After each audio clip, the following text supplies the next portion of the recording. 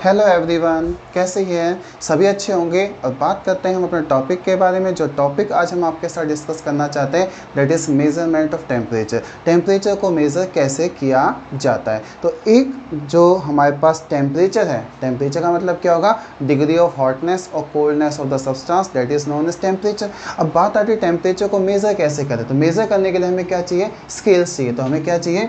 Scales of measurements, scales of measurements of. हम scales किन किन स्केल्स का यूज़ करके टेम्परेचर को मेज़र कर सकते हैं। हम बेसिकली बात करें तो हम 3 स्केल का यहाँ पे डिस्कशन आपके साथ करेंगे। 3 स्केल कौन कौन से होंगे? First one is degree Celsius, second one is Kelvin और third one is degree Fahrenheit. ये तीनों स्केल्स अलग अलग साइंटिस्टों ने डिस्कवर किया था। अगर हम बात करें first scale that is degree Celsius, तो किसने डिस्कवर किया था? Andrew Celsius. तो सरनेम क्या? सेल्सियस। उन्हीं के ऑनर के लिए उसका क्या नाम रख दिया गया? सेल्सियस स्केल रखा गया। इसके बाद हम बात करें कि हमारे पास केल्विन स्केल है। तो जो Kelvin scale Lord William Thomson Kelvin, ठीक है, साइंटिस्ट थे। इन्होंने, इनका सरनेम क्या? केल्विन, इसलिए केल्विन स्केल लिखा गया। ऐसे हम फ़ारेनहाइट स्केल के बारे में बात करें तो फ़ारेनहाइट का डैनियल गैब्रियल फ़ारेनहाइट थे, जिन्होंने, उनका सरनेम क्या था? फ़ारेनहाइट, इसलिए फ़ारेनहाइट स्केल है। इस तरीके से 3 स्केल्स ऑफ मेजरमेंट्स आते हैं। पहला सेल्सियस, दूसरा केल्विन और तीसरा फ़ारेनहाइट। तो पहला कौन सा होगा भाई?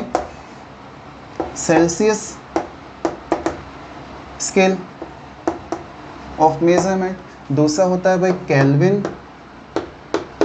Scale of measurement.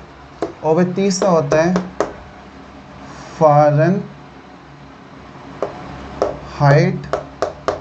Scale of measurement. इस तरीके से 3 स्केल्स होते हैं on the basis of surname of the scientist who discover this scales, the scales, ठीक है। तो इसको हम रिप्रेजेंट करते हैं डिग्री सेल्सियस से, इसको रिप्रेजेंट करते हैं केल्विन से और इसको रिप्रेजेंट करते हैं डिग्री फ़ारेनहाइट। इस तरीके से 3 स्केल्स होते हैं। अब बात करते हैं minimum value that is the melting point of water या फिर आइस का मेल्टिंग पॉइंट होगा, वहाँ से 100 डिग्री तक जाएंगे that is the boiling point of the water. तो इस तरीके से हम एक स्केल्स हमारे पास डिफ्रेंसिएशंस के हिसाब से अरेंज हो गए। तो 0 डिग्री सेल्सियस से स्टार्ट करेंगे और भाई जाएंगे कहाँ तक?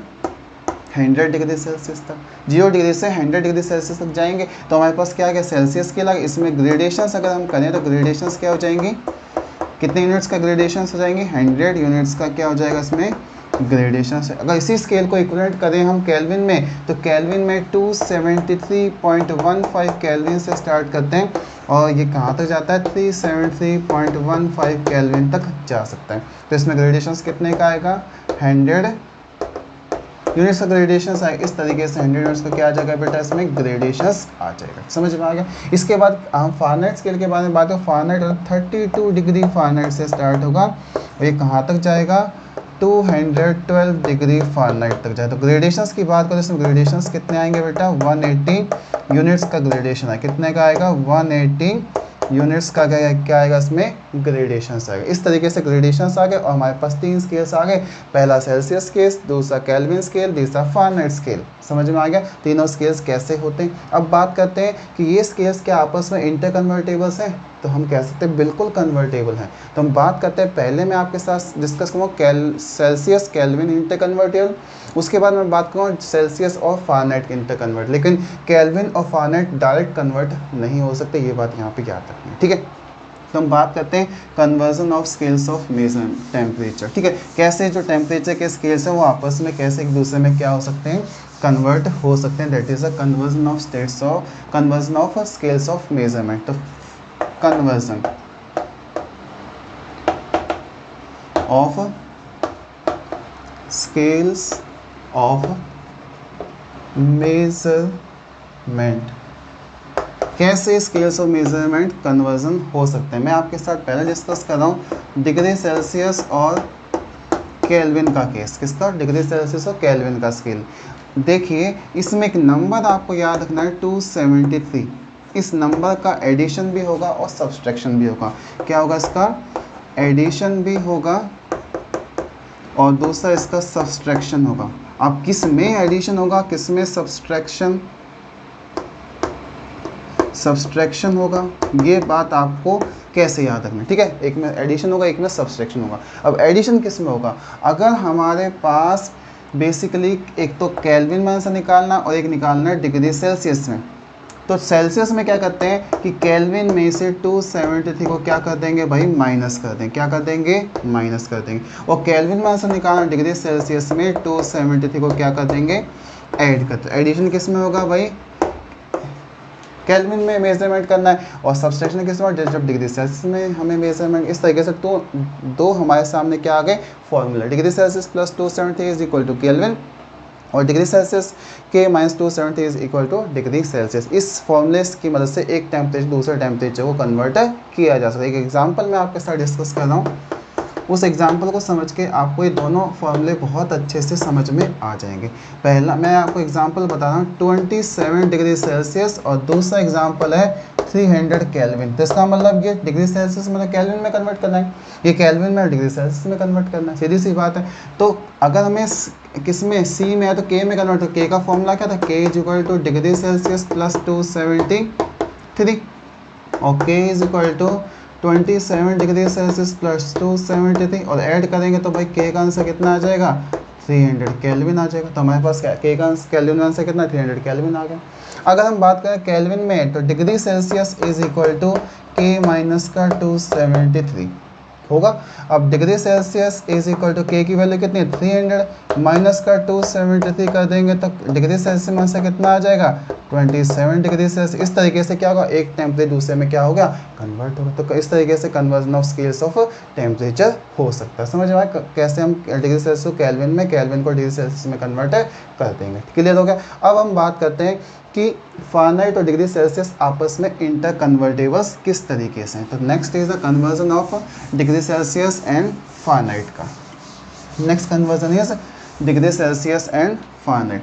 डिग्री सेल्सियस और फ़ारेनहाइट का, डिग्री फ़ारेनहाइट का क्या करना है, कन्वर्जन करना है। इसके लिए मैं आपको एक फॉर्मूला बता रहा हूँ, डिग्री सेल्सियस अपॉन 5 9, इसके बाद हम कैसे डिग्री फ़ारेनहाइट, ठीक है, डिग्री फ़ारेनहाइट अपॉन 9 माइनस का 32।